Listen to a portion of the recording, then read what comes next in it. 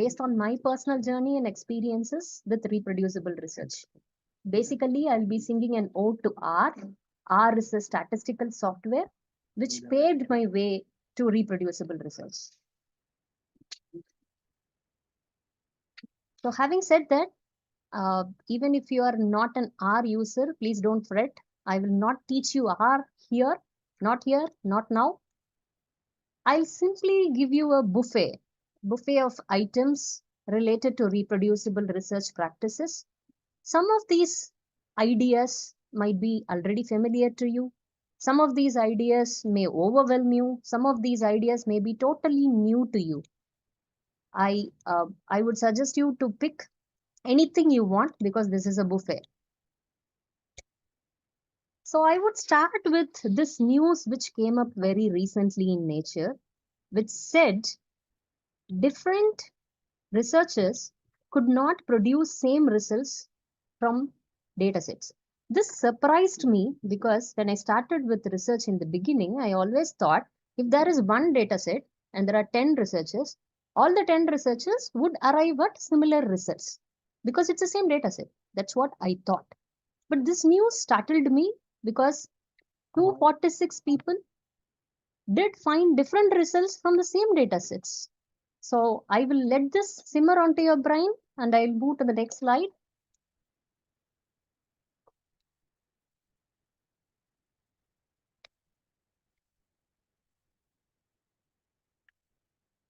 So this is where I started. It's not moving. So it's nothing to do with my system. Skip.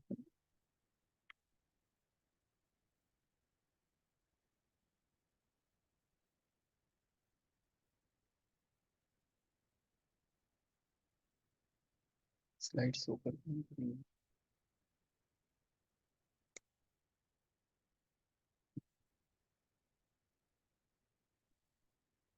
Okay.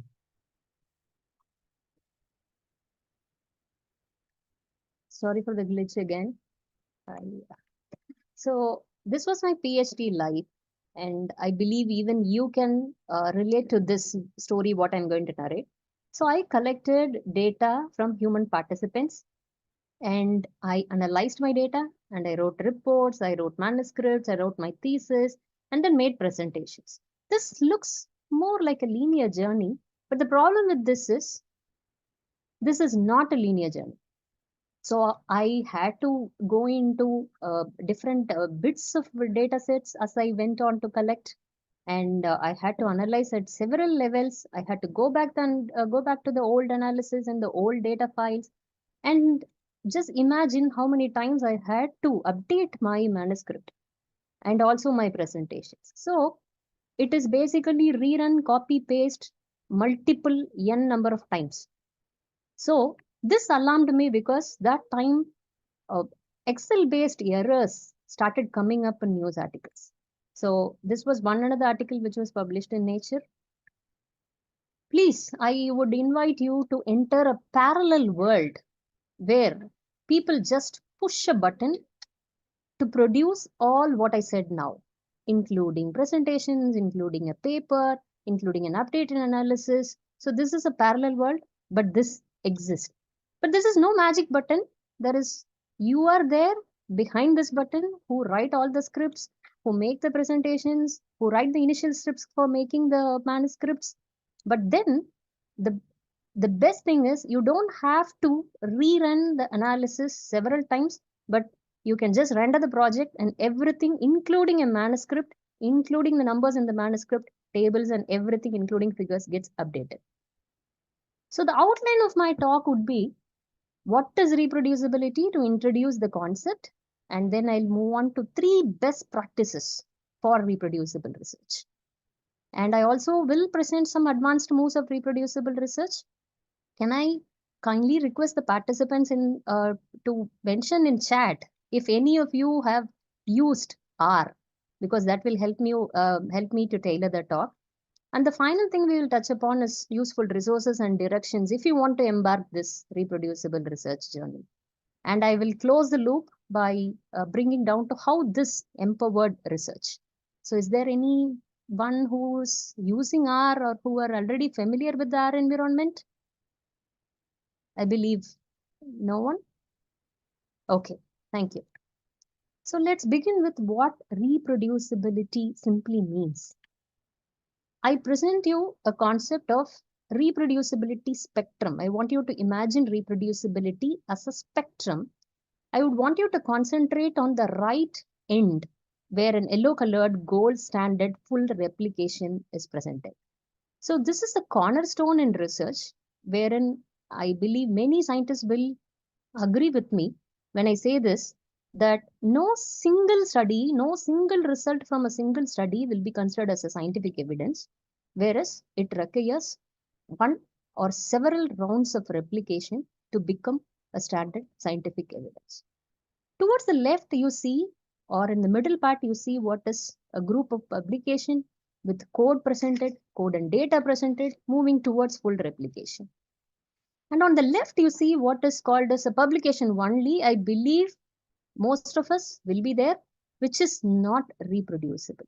That is, if you present your paper as a PDF, no one can check your authenticity of the results. No one can rerun the results because it is just a PDF. Having mentioned replicability and to and I have seen this both replicability and reproducibility being used interchangeably. So I would want to have a very brief difference between reproducibility and replicability. That is, both analyze same research question and same results. Whereas if you do the reanalysis in the same data, that is reproducibility, and if you gather new data to test the research question, that is replicability. This is a simple way I understand this. And there are several types of reproducibility. Seeing the general audience, I do not want to delve into each and every type, but let's pick a very reductionist view, at least for this session. What I mean reproducibility is, let me say I just completed a project and I finished my analysis and I wrote a paper and I wrote a report. So I want my friend or my colleague to rerun this analysis to arrive at the same results. This is a reductionist view. A still more reductionist view would be, can I reproduce my own work? Whatever I wrote it. So can I push the button again and arrive at the same results, or will it change? Arrive at the same results to the decimal point, I mean.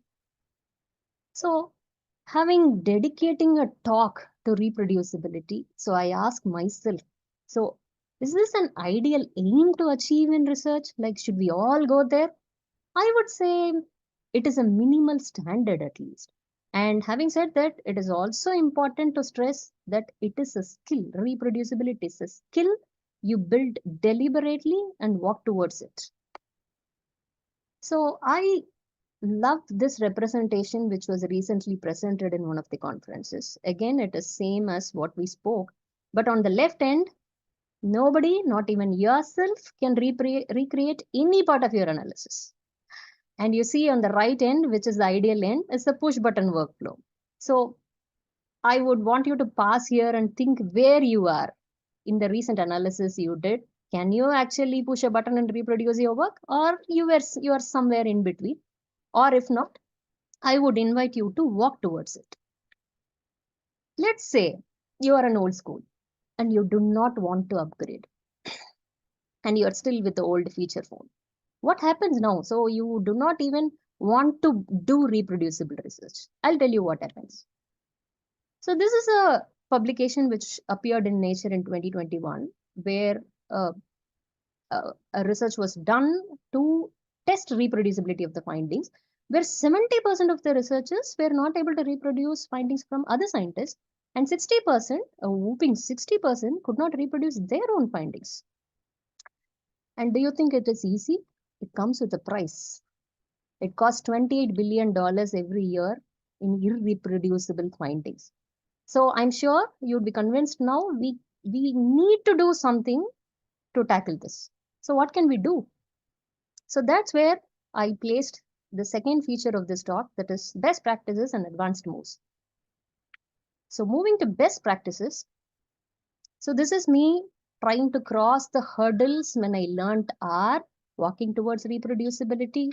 Believe me, I stumbled at many places, but everything came as a learning. So I have distilled down my own mistakes and arrived at these best principles. I would say these are not the only best principles in reproducible research. There are several best principles, but I've made it three so that it is easier to remember. So the three best practices for beginners who are beginning in reproducible research is to remember organization, documentation, and to separate raw versus analytical data sets. Let's delve into each one to know why this is important, where I went wrong, and how I am doing now. What do I mean by organization? So, by organization, I mean a consistent structure. Why structure? Because a structure helps you to spot the mistake early and it is easy to reproduce and retrace. So, enter what is called as projects in R. I would want you to think project as organized set of books, which is depicted here. Only that each book holds your data and analysis separately for every project you do.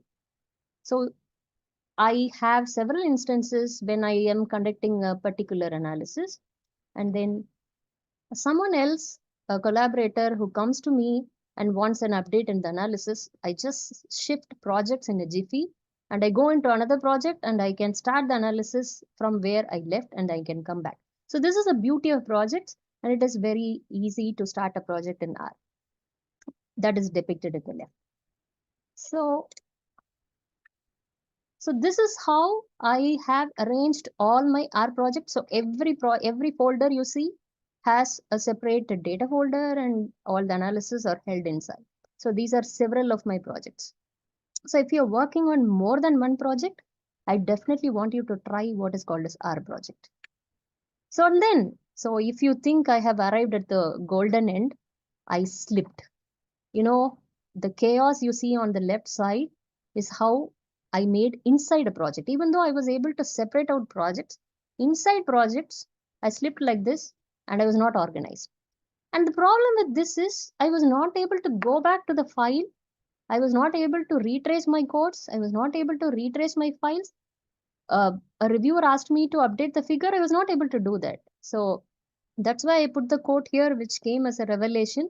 So when you are not organized at the bottom level, the whole system collapses when you grow up, and it did, believe me.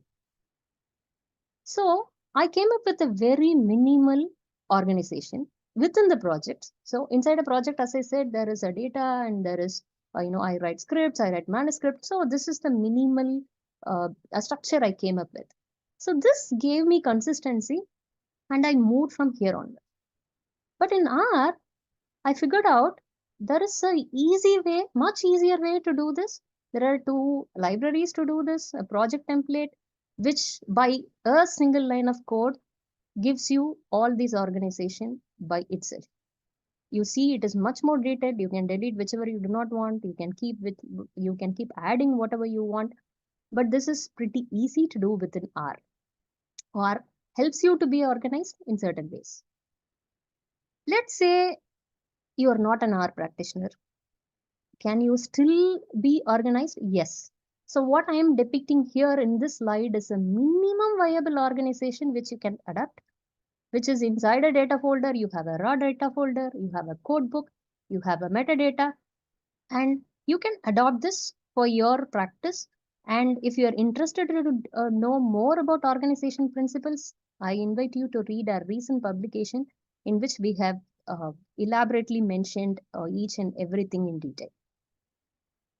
So the summary of this area is whatever you do to stay organized, think one question for yourself.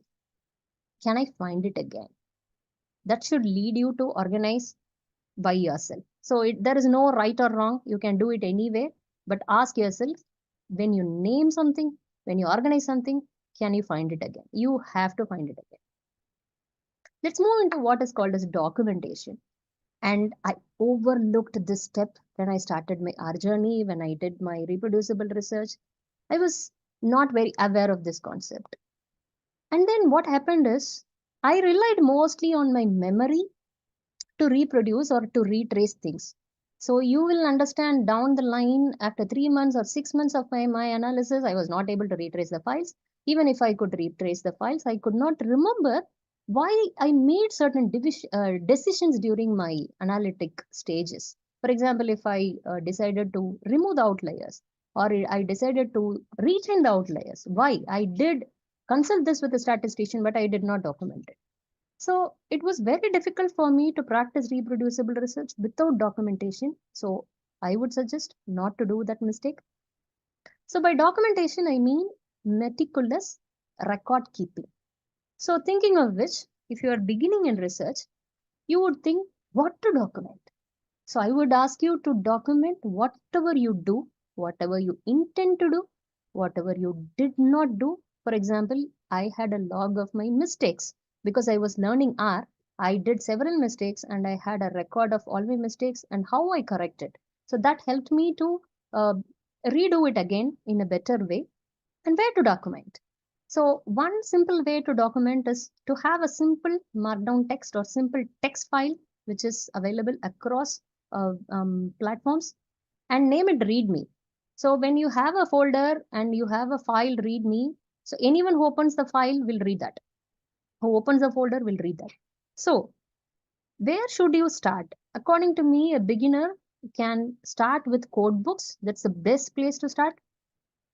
See, this is one of the summaries which I prepared for my data sets.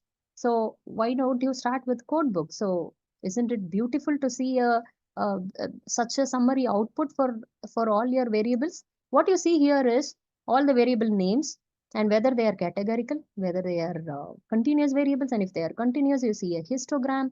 Otherwise, you see missing values. So this was produced with single line of code again.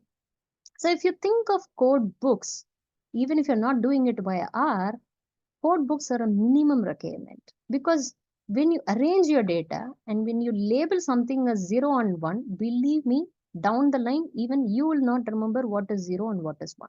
So it is important, it is a minimum requirement for a code book to accompany a data set.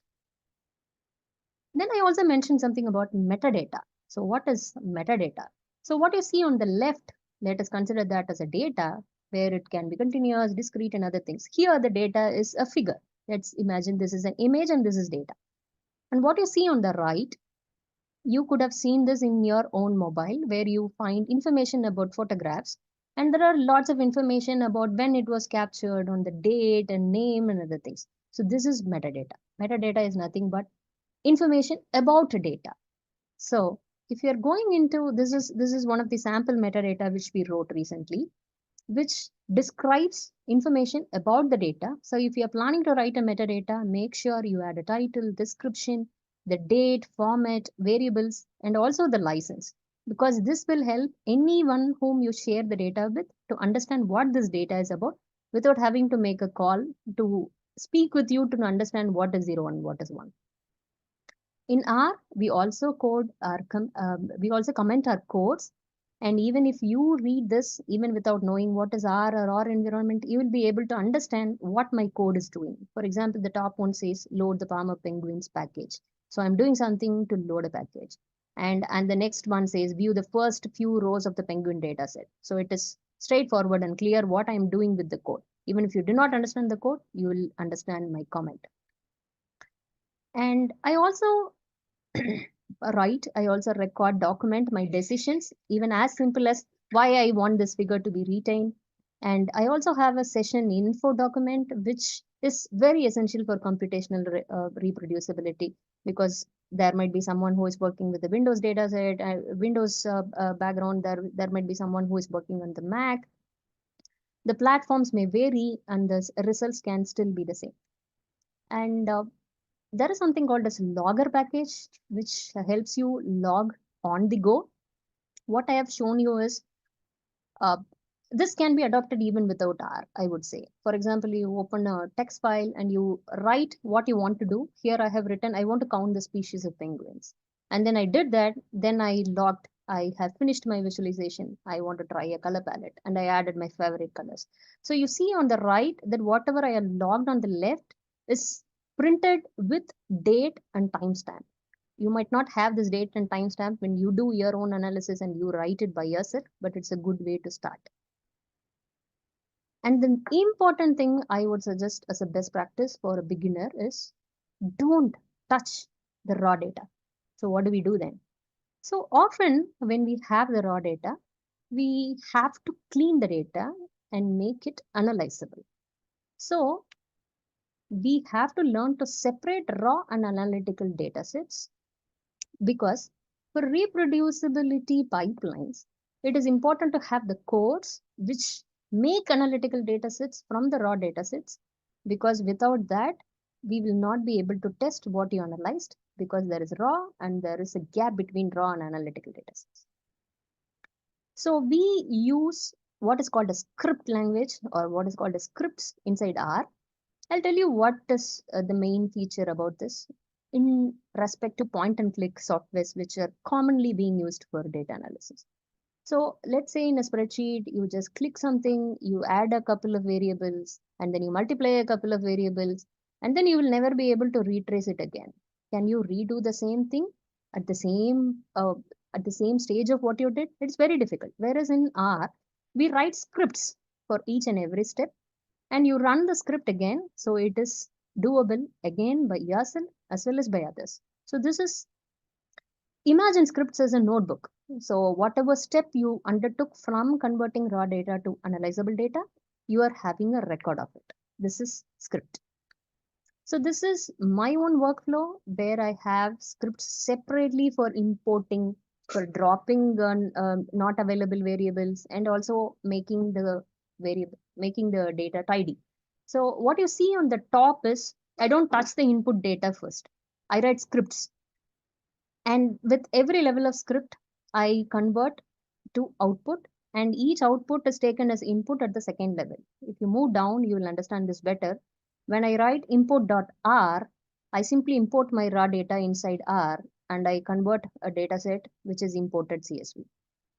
Then I write a drop NIAAA script which will drop the next step, and it goes on. So if you are looking for one takeaway from this documentation, it would be my suggestion to document heavily. Nothing is more here. So seeing the generalizable audience, I'm tempted to skip this best practices for advanced uses, but I'll anyways just give a glimpse very quickly to show you the power of what we are doing in R for reproducible research. One is something called as version control, next is literate programming, and next is automation.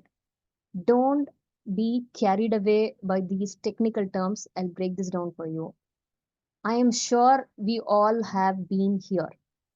That is, we write several versions of the same paper and we name it final documents 2, 3, 4, 22. I'm sure everyone, even who are not in research, can relate to this kind of thing. So this is what happens when there is no version control. Imagine this for analysis, which is much more complicated because there are several stages of analysis you do. And there are going to be several versions of scripts, there are several versions of decisions and several steps. And it is much more complicated. That's where version control helps. Version control lets you time travel. Simply, what you see on the right is several versions of codes, whereas with Git and GitHub, you will be able to retrace any of those old scripts, and you can retrace your mistakes if you have done, or if you want to go back to your old script, you will be able to do that. So that's why I have put that it lets you time travel back in time. So what is literate programming? So literate programming is nothing but a document that is both machine as well as human readable. Can you imagine such a thing? It exists. So what you see here on the left is a script which is read by the machine. Here, what I mean machine is R, my system in R, which reads the code and produces the plot which you see underneath. Whereas what is human readable is the same piece of code. I have added a couple of lines above, which is readable by you and me. So this is a feature of R Markdown or Quarto. And as we speak, there is a new feature in Quarto, which is an open source scientific and technical publishing system, which is very upcoming for reproducibility and collaboration, and uh, which is very good for multi-format publishing. So we recently pushed this button and we produced this preprint. And what you see on the right is different formats on which I click, I produce the PDF. I click on Word, I can create a Word document of this file. So this is multi-format publishing. Believe me, this was done in one click. So there is also something called as automation. When I said push button workflows, this script combines all my scripts, and with one click, I'll be able to run all my scripts. So that is the automation which I'm speaking about. So let's quickly move into the useful resources and directions. So if you're planning to conduct reproducible research, it also has some thorns on the way. Let's assume you are working with the human data. There are several limitations and there are several issues that might crop up, that might come up when you want to put the data on a public database.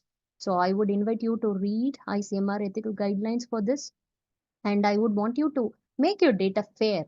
What is fair? Findable, accessible, interoperable, and reproducible data. Once I remember I had a discussion with one of my colleagues and I was speaking about reproducibility, and he mentioned, aren't we aiming too high? So, like, can we even do this? So that's the mindset which I want to change, which I want to see a change in this community, research community, because even ICMR ethical guidelines back in 2017 clearly has mentioned that we all have to make our data freely available for other researchers to check and use, quote unquote. So where can you start? Can you at least start with you? So I have these book suggestions. The disclaimer here is I do not receive any compensation for mentioning these books. These are just the reflection of my own journey. What you see on the left is the eye opener book, which upon reading, I learned about so much about reproducibility and started thinking about building a reproducible pipeline for myself. And the second book helped me do it. And the third book is much more advanced, which is Building Reproducible Analytical Pipelines, which is RAP in acronym. So if you're already familiar with the R environment, you can try reading this book as well. So there's also a community called R Ladies Community. I thought it is worth a mention, having this being a Women's Day celebration. So this is a group of people coming together who all are passionate about art. And you will also see that this is not just ladies group. There are also men. Men are welcome. And R Studio is now POSIT. So when you start downloading R Studio, you might see that as POSIT and don't be surprised. But still the software is still called R Studio. So you might have to install R and you might have to install R Studio. So having mentioned this, you might have a doubt, what is R and what is R Studio now? So I thought it's my responsibility to clarify that. So I love this analogy. I'm new to Gujarat. I'm not from Gujarat. When I moved into Gujarat, I was presented this plate. So this, I believe, what is called as dal bati. Am I right? Dal bati. Okay. So I did not know it has to be eaten with this dal. I gulped down this round things, which is bati, and it was very hard for me. That's what happens when you start working with R as a beginner. It will be very difficult. Whereas when you eat the same bati with dal, it was very tasty and it was very easy for me to eat it. That's how it feels when you start working with R Studio, because R Studio has inbuilt code prompts. So what you see on the top is my phone suggesting what I should type next. This even you would have experienced. When I say, why should I talk about, it suggests this, that, it. So what you see down is when I start typing LIBR, it is asking me, do you want library to be written? So this is how intuitive I would say R Studio is. You can pick to choose to work in R Studio because of this. And I would suggest you to start very small. So this was my attempt last year to just reproduce my own results, not the entire paper. Then you can, when you are confident with making reproducible documents, both Quarto and R Markdown, you can shift and you can transition to making reproducible full documents and full paper. And you know what? It is okay. No one expects perfection. When you start with a coding language, it is very difficult. And I love this on the what I have depicted on the left, that it is it is shown in RStudio website that no one is born as a data scientist, and we are all complete beginners at some point. And what you see on the right is a pioneer in R who says even she makes errors in R. Sometimes it's a solace for me to see these giants making errors, having errors in their workflow, and it is okay.